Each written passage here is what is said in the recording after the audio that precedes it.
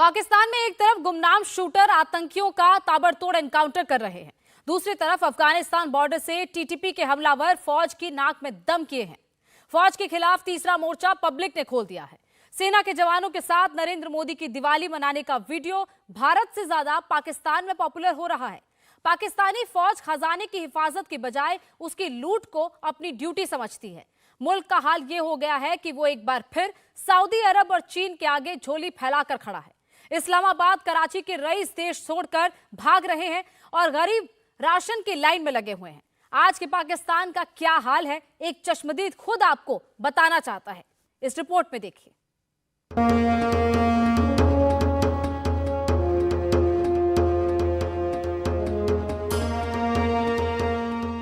पाकिस्तान के करीब 13 लाख लोग यूएई में रहते हैं, लेकिन इन लोगों के बीच भारत के पीएम नरेंद्र मोदी क्यों ट्रेंडिंग है? मोदी जी के बारे में मैं आपको बताना चाहूंगा तो एक तो सबसे पहले आप उनके लिए प्रार्थना किया करो, दुआ दिया करो। हमारा हाल देख लो, पाकिस्तान में हमारा क्या हाल हो गया। पाकिस्तान में आटा चीनी का मौजूदा भाव क्या है? क्या अभी भी आटे के लिए लोगों की जानें जा रही हैं? आप हमारा हिसाब लगा लो कि पाकिस्तान में कभी इतनी खुदकुशियां नहीं हुई, ठीक है। आटे के पीछे बेचारी लेडीज लोग मर गए, तो आप तो माशाल्लाह देखो कहां पहुंच गए, जिसका कोई हिसाब नहीं है। पाकिस्तानियों को मोदी से किस कमाल की उम्मीद है जिस पर इंडिया में अभी भी तकरार है? तो आने वाले समय में मेरे हिसाब से आपका इंडिया बहुत और आगे बढ़ जाएगा। ये किसका कमाल है? ये मोदी जी का कमाल है। क्या पाकिस्तान में 75 सालों के इतिहास का सबसे बुरा दौर शुरू हो गया है? 35-36 साल हो गए हालिया मैंने पहली दफा देखा है कि कुछ मेरे दोस्त जिनके बारे में समझता था कि वो पाकिस्तान में बहुत सेटल्ड हैं, रियल एस्टेट में हैं, इंडस्ट्रियलिस्ट हैं, अब वो भी फोन करके पूछ रहे हैं कि भाग के जाएं तो कहां जाएं, अमेरिका जाएं, कनाडा जाएं, ऑस्ट्रेलिया जाएं। मुसलसल कॉल्स आती है। आईएमएफ की शर्तों के तहत पाकिस्तान में 15 लाख नए लोगों को टैक्स के दायरे में लाने की तैयारी है। पाकिस्तान के केयर टेकर पीएम अनवारुल हक काकड़ ने फिर से सऊदी अरब के दरबार में अपनी झोली फैला दी है। अब गवर्नमेंट ने एक बार फिर कशकोल पकड़ के सऊदी अरेबिया, यूएई और दूसरे जो फ्रेंडली कंट्रीज हैं उनके सामने हाथ फैला फैला के और झोली फैला फैला के और कशकोल रखने का तहैया कर लिया है, फैसला कर लिया है। तो मसला ये है कि फिर से ये हालात वाक़ियात हो गए हैं। Asian development bank, Islamic development bank and world bank, जितने बैंक हैं दुनिया के, उन सबसे मदद ली जाएगी। दर किसी को नहीं छोड़ना, कोई दर नहीं छोड़ना। हमने हर दर पे जाके हमने मांगना है, दर दर जाके हमने मांगना है। एक मर्तबा फिर ये काम शुरू होने लगा। जी हाँ, आईएमएफ से मिली खैरात के भरोसे 3 महीने तो पाकिस्तान जैसे तैसे चल गया, लेकिन अब फिर से कटोरा पकड़ने का वक्त आ गया है। जिन लोगों के मुफ्त दाने पानी का इंतजाम करना था, पाकिस्तान सरकार अब उन्हीं से टैक्स मांग रही है। इन्हीं में से एक है तनवीर अहमद। तनवीर दुबई में रहते हैं, एक टूरिज्म कंपनी में ड्राइवर है। इनका परिवार पाकिस्तान में है और पाकिस्तान के हालात से तनवीर बहुत दर्द में है। तो मोदी जी के बारे में मैं आपको बताना चाहूंगा तो एक तो सबसे पहले आप उनके लिए प्रार्थना किया करो, दुआ दिया करो। हमारा हाल देख लो, पाकिस्तान में हमारा क्या हाल हो गया। सारे आलू प्याज 4-5 रुपए केजी है और आपके मजे लगे हुए हैं इंडिया में। ये याद रखना, पूरी धरती पे इस समय पूरी दुनिया में सबसे सस्ता अगर कोई देश है तो वो इंडिया है। वो भी क्यों है? वो मोदी जी के लिए आप दुआ किया करो। मलंग आदमी आपको मिल गया ना, जिसको पैसे की हसरत ना किसी चीज की हसरत। एक बूढ़ी माँ थी, वो भी मर गई, ठीक है। अभी उसका कौन है? आप लोग ही हो। वो आपको ही परिवार समझता अपने मुल्क को। अभी G20 भी गया तो पूरा अरब उन्होंने मानो कि अपने साथ अटैच कर लिया। यानी पाकिस्तान में कुल मिलाकर वही दौर लौट आया है जो आज से 4-5 महीने पहले तक था।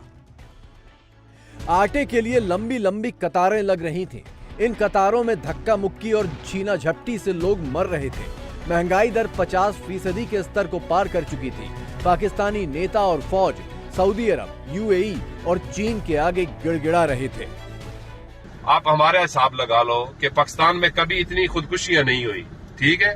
आटे के पीछे बेचारी लेडीज लोग मर गए, पाँव के नीचे आके मर गए। आलू प्याज देखो वो आसमानों से बातें करते हैं, कुकिंग ऑयल देखो, ठीक है। तो आप तो माशाल्लाह देखो कहाँ पहुंच गए, जिसका कोई हिसाब नहीं है। फिर आप देखो ग्रोसरी शॉप यूनाइटेड अरब अमारात में, क्या पूरे अरब में उसकी ओनर भी इंडियन, सुपर मार्केटों के ओनर भी इंडियन, लुलू बड़ा हैबर मार्केट है उसका भी ओनर इंडियन, गोल्ड के काम में 85% इंडियन। तो हर चीज में देखो आपकी कितनी रिस्पेक्ट है। दुबई में बैठे तनवीर अहमद को भारत का मान सम्मान और हैसियत बढ़ने से तकलीफ नहीं है। उन्हें तकलीफ है अपने मुल्क पाकिस्तान की बर्बादी पर, उस भुखमरी पर जो पाकिस्तानियों का पीछा ही नहीं छोड़ रही। तनवीर दुबई से जो तकलीफ बयान कर रहे हैं वो पाकिस्तान के हर शख्स की जुबान पर है। 100 बंदा एक लाइन में खलो के 10 किलो का आटा ले रहा है यार। ये लगे हुए हैं इमरान खान के पीछे, वो लगे हुए हैं हुकूमत के पीछे, अवाम की बैंड बज गई है। आधा मुल्क हमारा गिरवी पे चला गया, अपना संभल नहीं रहा। और बात कश्मीर की, बात इंडिया के मुस्लिम की। जो मुल्क था, अभी हमारा माई बाप ही जो है IMF है, ठीक है, वहाँ से कर्जा लेते हैं हम अपने मुल्क को चलाते हैं। यार अवाम रुल गई यार, एक रुल गई। अवाम के पास खाने के लिए कुछ नहीं है यार। सऊदी अरब और UAE ने पाकिस्तान को कर्ज के लिए IMF को 2-2 अरब डॉलर की गारंटी दी थी। पाकिस्तान इस्लामिक भाईचारे के नाम पर दोनों मुल्कों से सीधे कर्ज मांग रहा था, लेकिन दोनों ने इससे इनकार कर दिया था। जबकि सऊदी अरब और UAE दोनों कश्मीर में अरबों का निवेश कर रहे हैं। अबू धाबी में स्वामी नारायण भगवान जी का मंदिर बन रहा है, वो किसने बनवाया? एग्रीमेंट किसने किया? मोदी जी ने किया। किन के साथ किया? शेख खलीफा बिन जायद अल नायान के साथ किया, जो मर गए हैं।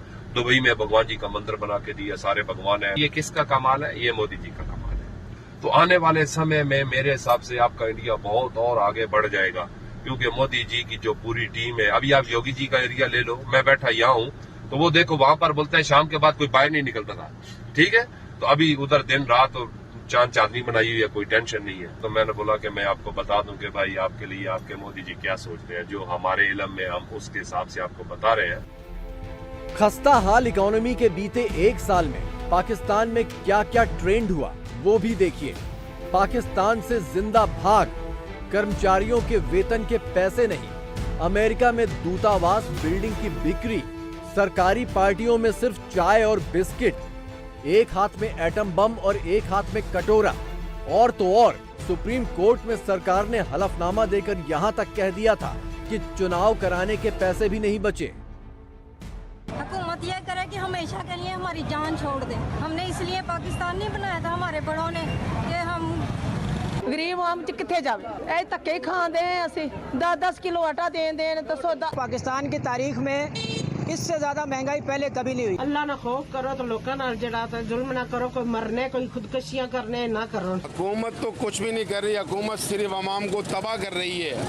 आवाम के लिए कोई रिलीफ नहीं है। हर चीज़ का बुरा हाल है। महंगाई का तो बहुत ही यूं कह लें कि इंसान की जो पहुंच है उससे दूर होती जा रही है इंसानी ज़रूरत की चीज़ें। ऐसे हालात में पाकिस्तान को जब अपनी इकोनॉमी की चिंता फिर से करनी चाहिए थी, वो आतंकवादी संगठन हमास के इजहार मोहब्बत में पड़ गया।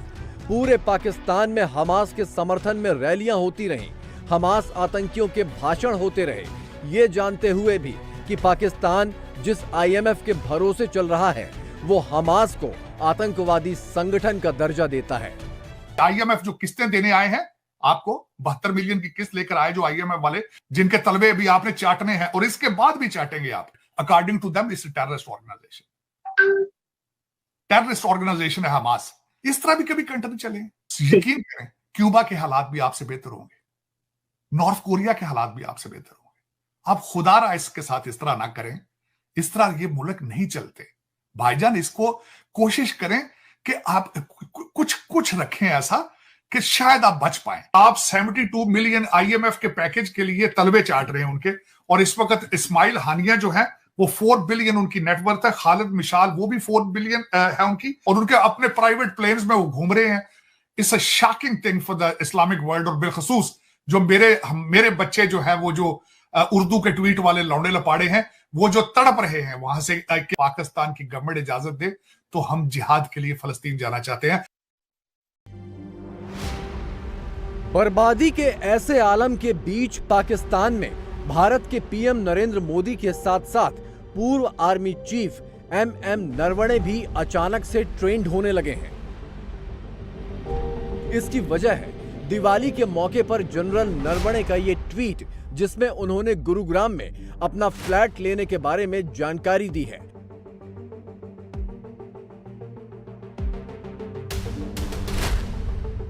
पाकिस्तानियों को इस बात पर हैरानी है कि भारत का आर्मी चीफ रिटायर होने के बाद गुरुग्राम में एक फ्लैट खरीद रहा है, जबकि पाकिस्तान के पूर्व जनरलों के पास लंदन और अमेरिका में अरबों की प्रॉपर्टी है। ये ट्वीट पाकिस्तान के आर्मी चीफ आसिम मुनीर के पैरोडी हैंडल से किया गया है, जो पाकिस्तान से ही चलता है। असल में मसला ये है ना कि वो मुल्क हमारे मुल्क को, हमारी अवाम को फतह करने पे लगे हुए हैं। ठीक है, वो दूसरों के लिए नहीं लड़ रहे जो दुश्मनों के साथ लड़ना होता है। और इनका जो किरदार रहा है ना पिछले 74-75 सालों में, मैं पहले भी वीडियोस में बता चुका हूँ, मैं मजीद उस टॉपिक में नहीं जाना चाहता, लेकिन मैं आपको इतना सिर्फ बता देता हूँ कि अगर आपने दुनिया के अंदर एक इम्पैक्ट पैदा करना है तो सबसे पहले अपने आप को इकोनॉमिकली स्ट्रांग करें। आप मुझे बताएं, क्या ये ऐसा हो सकता है कि मोदी एक स्टेटमेंट दे और उसका जो आर्मी चीफ है या फॉरेन मिनिस्टर है वो उसको निगेट कर दे? अभी तक देखने में नहीं ऐसा चाहिए। आप मुझे तारीख में दिखा दें ऐसे देखने में आया हो। अब देखिए, हमने पिछले 74 साल से जंग खेल लिया, कुछ नहीं मिला हमें, और ना इससे चीज़ों को रिजल्ट निकलना है। और मैं तो जो इंडियन प्राइम मिनिस्टर है उसको तो मैं दाद देता हूँ कि यार उसने अपने मुल्क को कहाँ से कहाँ तक ले चला गया वो। यार ये इनके लोगों को कॉल रिकॉर्ड्स करने के अलावा इनको कोई काम ही नहीं है। भारत के पूर्व आर्मी चीफ के फ्लैट को लेकर पाकिस्तानियों की यह हैरत बेवजह नहीं है। पाकिस्तान के पूर्व आर्मी चीफ बाजवा 12 अरब रुपए की संपत्ति के मालिक हैं। पूर्व आर्मी चीफ परवेज मुशर्रफ के सिर्फ विदेशी खातों में ही 2 अरब रुपए कैश थे। पूर्व आर्मी चीफ राहिल शरीफ करीब 4 अरब रुपए की जमीनों के मालिक हैं। ये बहुत बड़ा एक हमारी पावर स्ट्रक्चर की बहुत बड़ी एक खामी है, तजाद है। और मैं आपसे गुजारिश करूं कि मैं यहां तक कहने को तैयार हूं कि किस आर्मी चीफ की किस वज़ीर आज़म से बनी है। मैं इससे एक कदम आगे बढ़ता हूं कि किस आर्मी चीफ डिक्टेटर की खुद सिस्टम से बनी है। तो ये बहुत से लोग भारत में कह रहे हैं कि पाकिस्तान जो है वो हमारी तरफ जो आ रहा है वो कोई मोहब्बत या दोस्ती या कोई सबक सीख के नहीं आ रहा, बल्कि मुश्किल में फंसा हुआ इसलिए आ रहा है। सच्चाई तो यही है सर, सच्चाई तो यही है। और उससे पहले तो हम बहुत तंग करते रहे, उससे पहले हम उनको, इनको अगर हमने अकोमोडेट कर दिया और ये दोबारा से ताकतवर हो गए तो ये फिर से हमला कर देंगे। दुबई में ड्राइवर की नौकरी करने वाले तनवीर जैसे आम पाकिस्तानियों के लिए सबसे बड़ा सवाल ये है कि 75 सालों में अगर भारत और भारतीयों का डंका दुनिया भर में बजने लगा तो इन्हीं 75 सालों में उनका मुल्क क्यों बर्बादी की खाई में समाता जा रहा है। कुछ लोग मेरे साथ लफड़ा करना शुरू कर देते हैं, आप मोदी जी के पुजारी हो, फलाना है, धमाका है। तो मैं किसी पार्टी से मेरा कोई नहीं है, मैं तो टूरिज्म का काम हूँ और मैं इंडियन कंपनी में हूँ। मैं इसलिए आपको बताता हूँ कि भाई आपको मालूम होना चाहिए कि आपका प्राइम मिनिस्टर क्या कर रहा है आपने देशवासियों के लिए। क्योंकि मोदी जी का खोपड़ी जैसे अंग्रेज लोगों का 100 साल आगे का सोचता है ना, 200 साल, तो मोदी जी वैसी सोच रखते हैं। तो इसलिए मैं आपको दुआ करूंगा कि दुआ करो कि ये 10-15 साल और गुजार जाए, तो मान के चलो अंग्रेज भी आकर आपके यहाँ वो लोग काम करेंगे। ये मैं आपको गारंटी से बोलता हूँ। मेरा भी इधर 13-14 साल का एक्सपीरियंस है यूनाइटेड अरब अमारात में, तो हमने देखा है।